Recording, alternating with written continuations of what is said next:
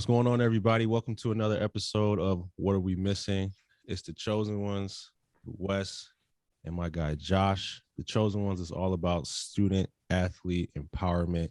So we're bringing this show to you to give you all some knowledge on, how to, be a great player, such as our guest that we have right now. It's our guy, Jakhary Towns, superstar guard from Godwin Heights. How's it going, bro? I'm doing good. How are you? Hey, man. Not too bad. Not too bad. How's it going, Josh? Good, man. It's a good morning. Yeah, it is a good morning. Besides the weather outside, but it's a good Saturday. Yeah. Saturday morning, I got my coffee, got Papa Bear. You know what I mean? Stuff changes, man, when you become a dad, bro. Like, I got Papa Bear mugs now, man. So, yeah, for the viewers out there, I got a 1-year-old daughter. Changed my whole life. So, yeah, man. But anyway, show's about Jakhary, man. Glad to have you on, bro, and to catch up with you and to see how your summer went, and talk about, this upcoming season. So before we get started, I'm gonna have Josh get started, man, with some icebreaker questions to warm us up. Yeah. All right. So first one, favorite cereal. Ooh. I like eating cereal at night. Well, not just the morning, just like when I'm just wanted some snack. But I'll probably say Cinnamon Toast Crunch. Yes, bro. Cinnamon Toast Crunch. I gotta go with that.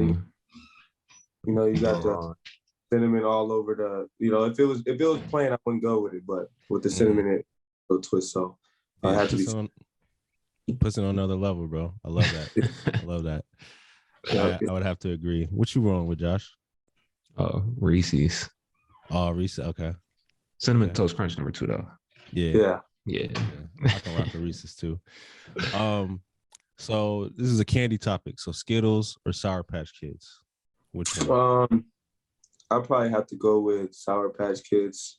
Okay. Just because the Skittles, they do have a sour pack, but I'm not really a fan of those. I like a little bit of sour and sweet at the same time. So for sure. Sour Patch Kids, I do a lot of different stuff with it. Like I put like Sour Patch Kids in Gatorade before, give it a twist, and then drink all the Sour Patch at the end. Okay. Do some stuff like that. But Sour Patch Kids, sure. Is it connoisseur? Bro, he got it down to a science, man. Bro. All right. Next one. Favorite shooter hooping. Favorite shooter hooping. It's always usually been like I grew. Giannis has grew on me. It's been Paul George. I've been playing with on the Adidas circuit. I grew on Dames. I like wearing a lot of Dames. I got like about 4 pairs of those, so very comfortable. Not on the ankle, so has to be Dames. How do Giannis's feel? My wife was looking at them. She bought the Kyries, but how do you feel? They feel really tight. Like you can tighten them at the bottom of the laces, like really tight. Some shoes can be more loose, but your ankle is very tight in them. But it's like good traction, good movement on the court. So yeah, like a very good number 2 for me. Number 2. Okay. That's what's up. I like that, bro. TV shows or movies? So which one would you rather spend your time watching?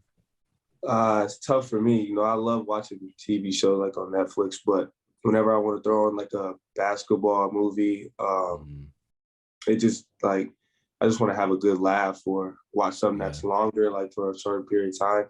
I'm usually have to go to a movie, sit down, relax, eat popcorn. Yeah. What's your favorite hoop movie? Probably White Man Can't Jump. Ooh, classic, bro. Young fella. Yeah. Okay. Man. Sidney Dean. Yeah. All right. That's funny. What's the last one? All right, last one. Marvel or DC? Definitely Marvel. But I watch all the Marvel movies. I watched a lot of DC. I watched a little bit of DC, like Batman vs Superman. But growing up as a kid, you always love watching the Marvel movies like Hulk, Iron Man. Yeah. Bro, Marvel, like, they like the Western Conference and the NBA. Everybody good. Bro. They got it. Yeah, they got it on lock, bro. I saw somewhere they have like 1,500 characters, like superheroes. Yeah, so they can literally make movies forever, bro. Like, it's man.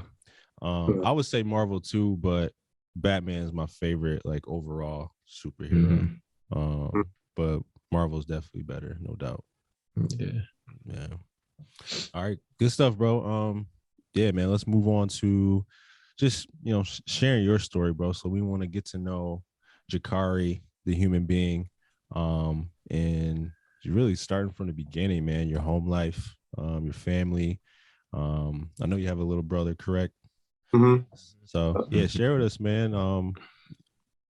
From when you're little on, man. Like, talk to us.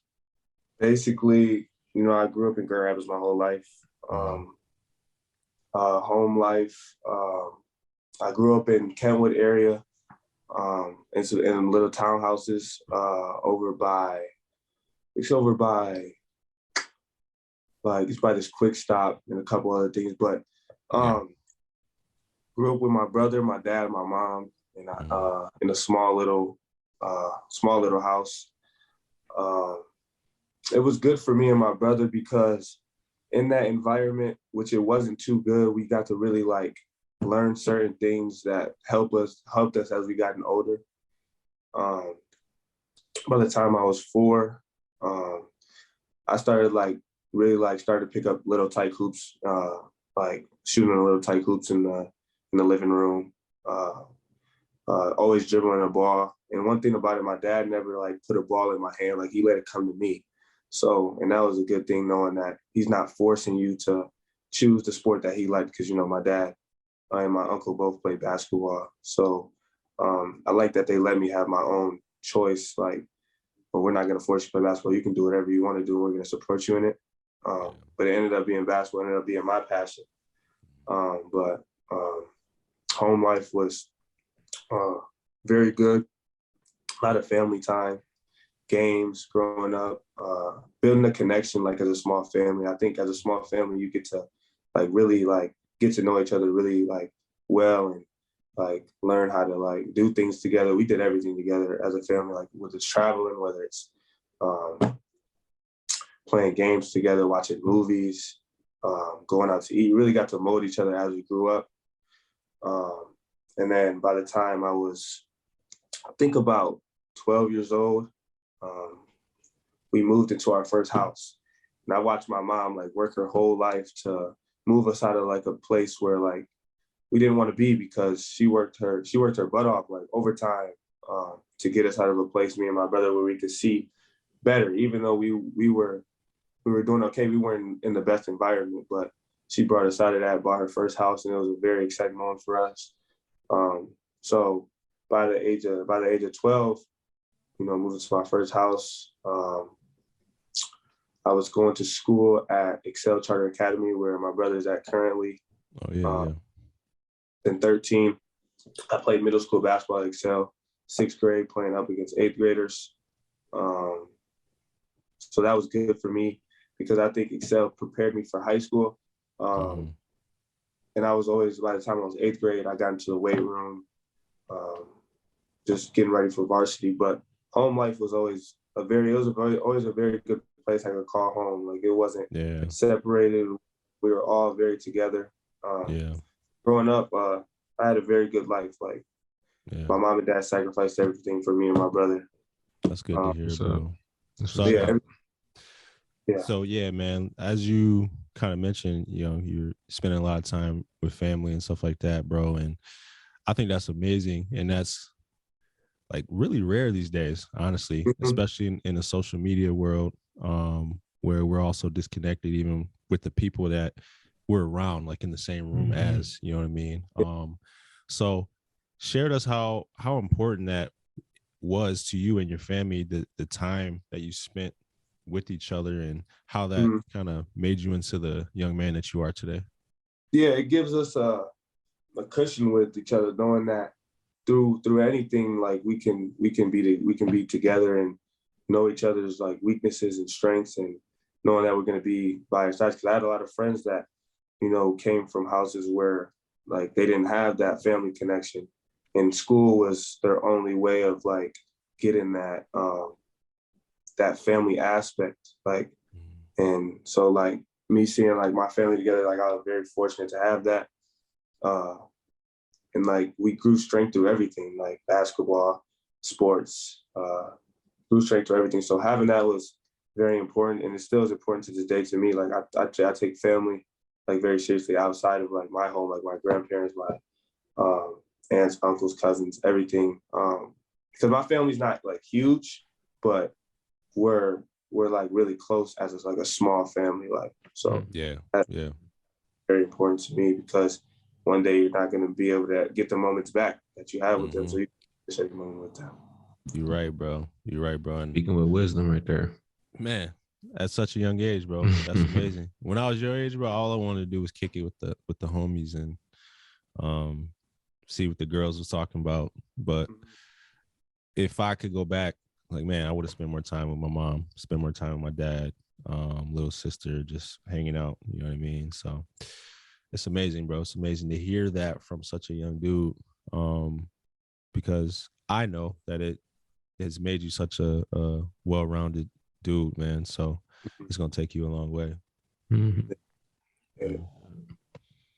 So you talked a little bit, you know, about, you know, how your dad and uncle, you know, used to hoop, and then how, you know, it became your passion, you know, but, you know, talk about, you know, how they helped you, you know, and your mom too, you know, to get started in sports. And then, you know, if you played any other sports, you know, and just what made you gravitate towards basketball?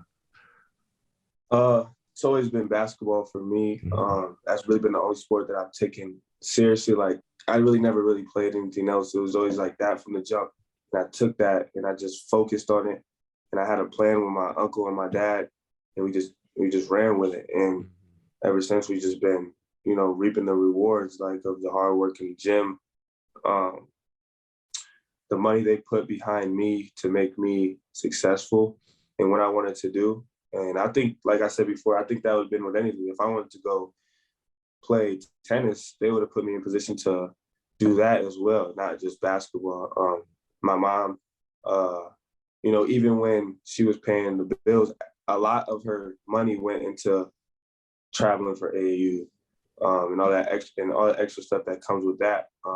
So her doing that for me, you know, I feel like it's not pressure on me, but I feel like I gotta make it for her to, so I can give back what she gave to me, you know. And my uncle and my dad were both my trainers growing up when I was younger. They talked to people that were at the higher levels to put me in positions to play in front of people that were, whether it was when I was younger or now when I'm older, they put me in positions where I'm playing in front of now college scouts. Back then it was like playing in front of people that did rankings or things like that, camps. So they always put me in position to do that. And that's one thing that I'll be thankful for when I get older and I look back, like they put me in the right positions always. Yeah. Man, so yeah, it's amazing to have people behind you that believe in you and that love you. And like I said at the beginning of this episode, man, like having a daughter totally changes things, and I can totally understand like where your dad and your uncle and your mom are like thinking, how they feel. It's like you love someone so much, you want them to be successful, and you will do absolutely anything for them to get there, bro. So that's incredible. I love it. So you spoke on playing AAU when you were younger.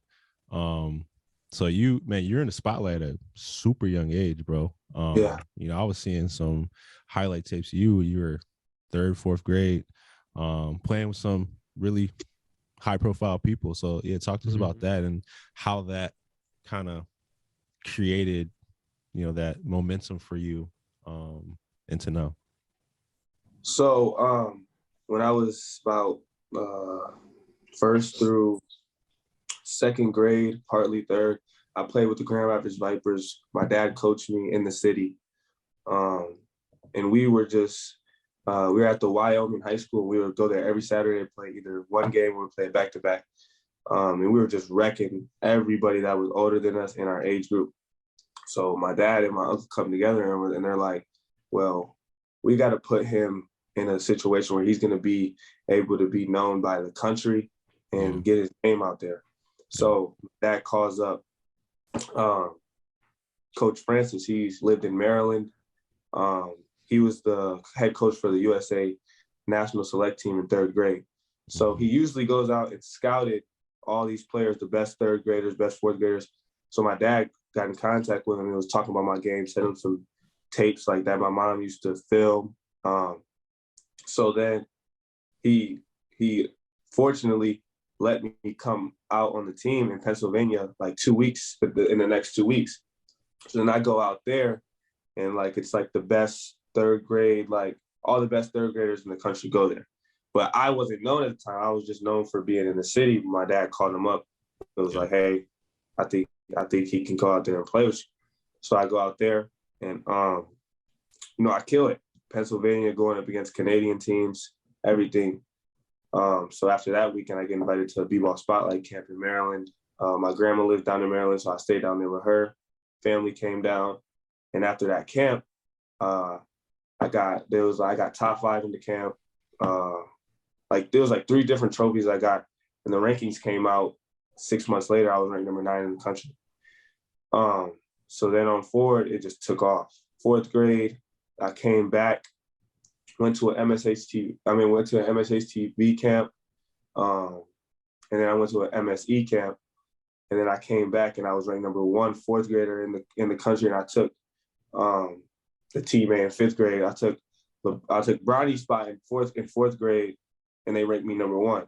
And that was just like seeing like how in 1 year I became number 1 player in the country at the time. But I didn't never let that stop me. I was kept going. 5th grade, came back and, I tried out for the Blue Chips. So I tried out for the Blue Chips and I made the team. And then 5th grade, we had a great run. That was one of the best moments I ever had in my life playing with them. And then I departed away from there, I think it's 6th grade. And then that's when I took a break from AAU middle school. And then that's when that's when people started to like really turn on me, because they see, people really didn't know the story that happened with the Blue Chips. And they were like, well, did he get kicked off the team? Did he leave? And it was like a lot of politics going on, a lot of things going on. So now I left there and I just took a moment and I played 6th through 8th grade. I played I played some AAU, but I wasn't doing anything. So my name really, like in the city, because I left the city and I was in AAU and nobody in the city really was talking about me. It was really like the country and things like that. So, so then I played 6th through 8th grade at Excel, and I just worked. I was working. I was just like, they could turn their back on me, and I just kept working. Came back in 9th grade, played varsity as a freshman, and then I showed the city again. So I came back, and like everybody started, to come back. So that's basically what it was for me. Like it was just a lot of camps, a lot of hours on the road. But it all started with that 3rd grade USA National Select team, and my dad called up and got me there, and it just took over from that. So really good though. Been really good. That's dope, man. You had a lot of experiences. That's a journey, bro. That is a journey. At such a young age, and not a lot of players even get that at an older age. You got it as a young kid, bro. So yeah, that's crazy. When did you realize that you were, an elite hooper? And obviously not a lot of people can say that they've been ranked number 1 in the country for anything, and then how did it feel, like you said, like, because I remember that, when everybody was like, oh, Jakhary, and then all of a sudden it was like, people was like hating on you. Yeah. So how did, so when did you realize you was an elite hooper, and then how did it feel, from being at the top, and then everybody loving you, and then like people like turning on you? When I figured out when I was a elite hooper, I think, when I was younger, it was hard to detect because you don't know what people are going to be like when they're older. Like they can be really good when they're young, but then like when they get like 9th in high school, they can be really, they really could like, not working on the game no more and just decreased. But I think for me, when I think I became a hooper, I think ninth grade. Mm-hmm. I think ninth grade is when I actually was like, I really like going up against people that are 3 years older than me, and I really worked my butt off like 6th to 8th grade to like now being in ninth grade, and I can play with these guys that are 3 years older than me. Having a great freshman year definitely taught me that. So I'll say in my high school career, I'll say ninth grade, but like middle school and down, I'll probably say 7th grade. 7th grade, I went to a lot of camps. I went to the Buckeye Prep Camp. I went to the D-Rich TV camp. I went to a lot of those camps, and I was competing with a lot of the top guys in the country. And while I was putting in work 6th grade, 7th grade, I wasn't playing no AAU. I just went to the camps. And then when I started competing with them guys, I realized that, after I had my little things in elementary, came back in middle school and I was really competing. So I'll say 7th grade. But dealing with the hate was hard as a young kid because you really don't know like what it's for.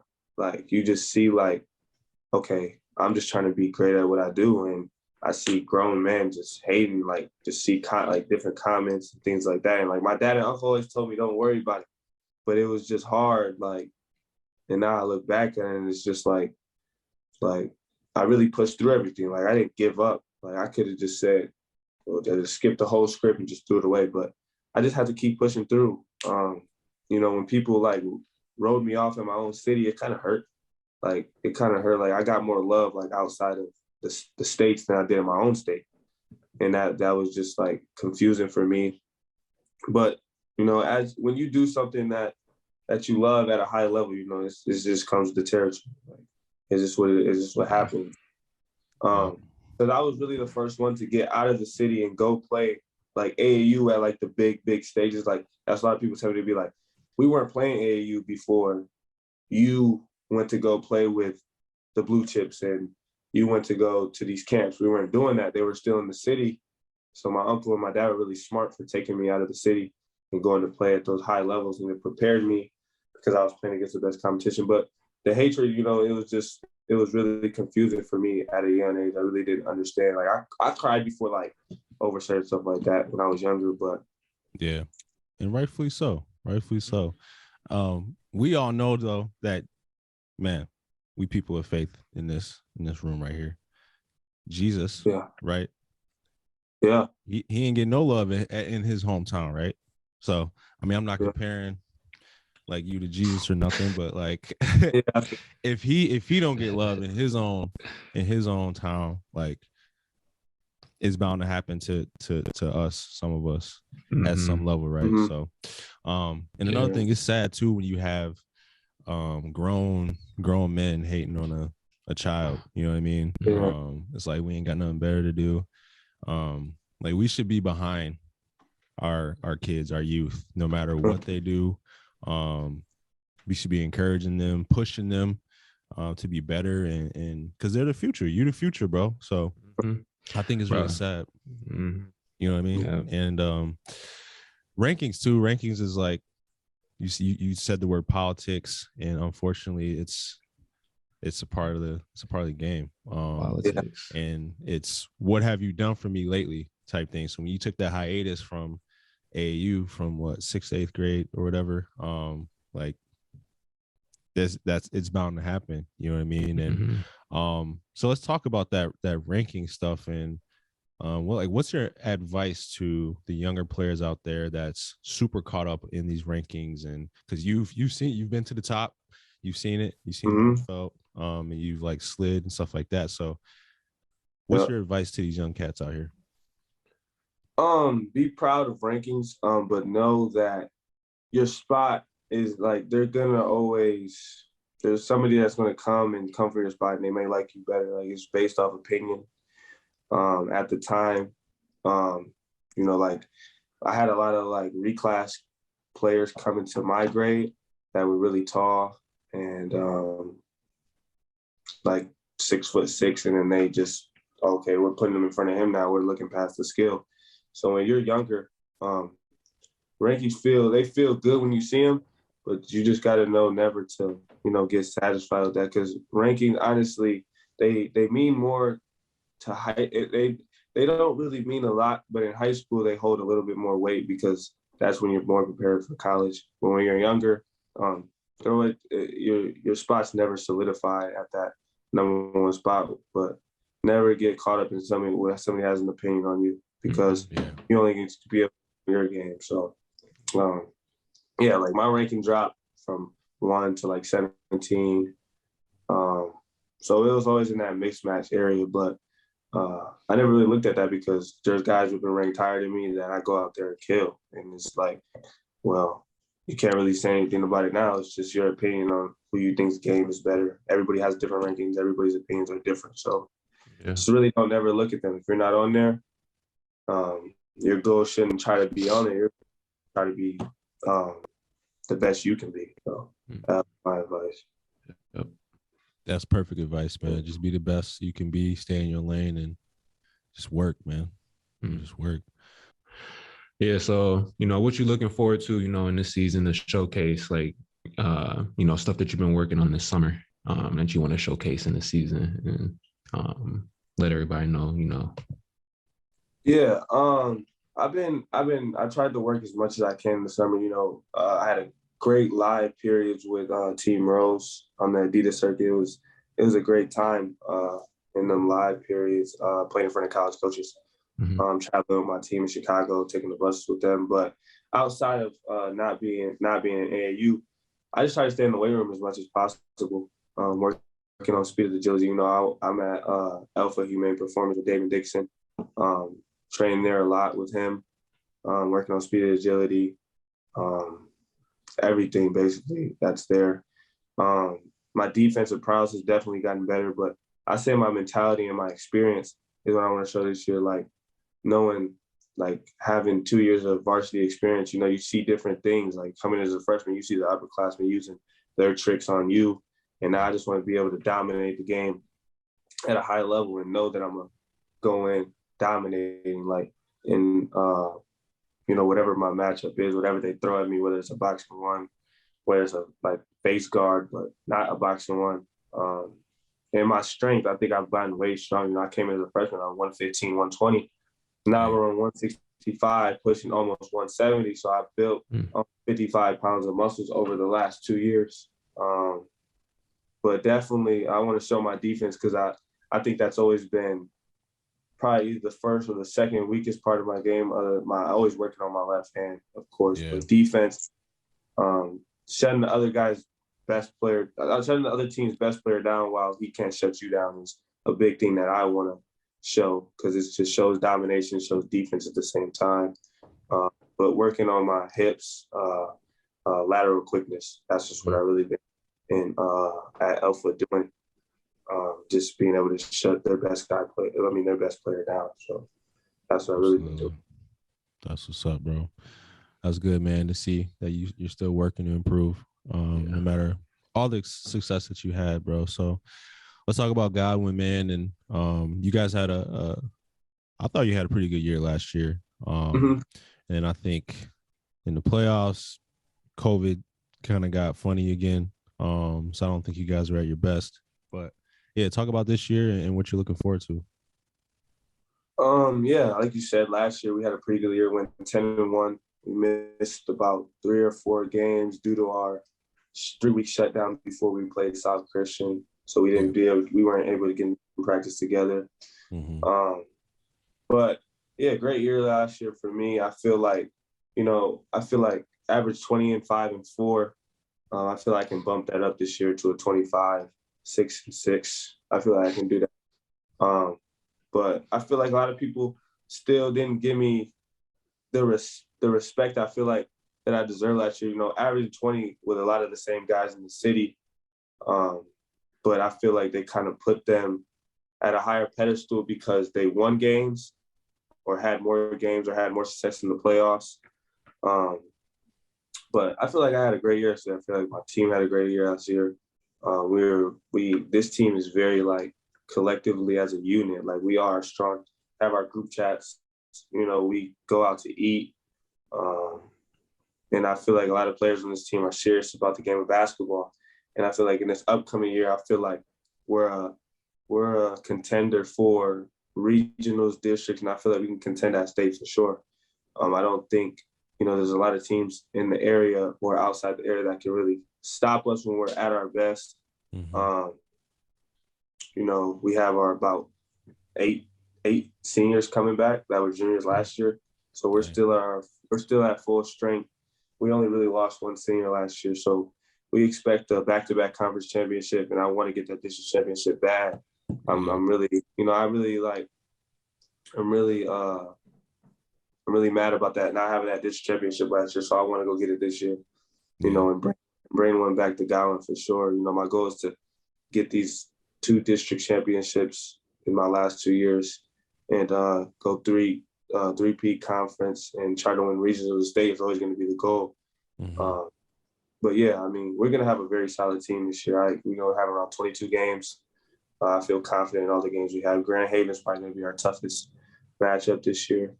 But I feel very confident in this team this year, very confident. That's what's up, man. I love it, bro. I love it. For the sake of time, we can wrap this interview up, but I love the confidence that you have in yourself, number one, and the confidence that you have in your teammates. So I'm looking forward to seeing what you guys do this year.